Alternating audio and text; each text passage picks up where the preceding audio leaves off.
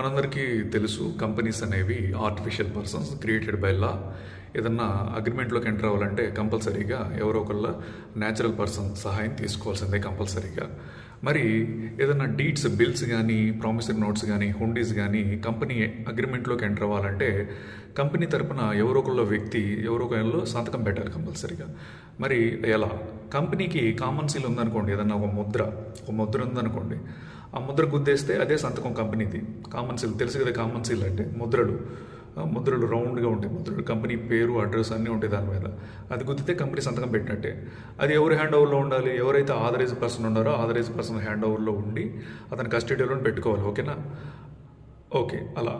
Then ఇంకోటి ఏంటంటే, ఇవాళ కామన్ సీల్ లేకపోవడం. కామన్ సీల్ ఉండటం లేకపోవడం అనేది 2015 నుంచి ఆప్షనల్. ఉంటే ఉండొచ్చు, లేకపోతే లేదు. కామన్ సీల్ లేదనుకోండి, ఎవరైనా ఇద్దరు డైరెక్టర్లు ఒక పవర్ ఆఫ్ అటార్నీని అపాయింట్ చేయాలి. ఆ పవర్ ఆఫ్ అటార్నీయే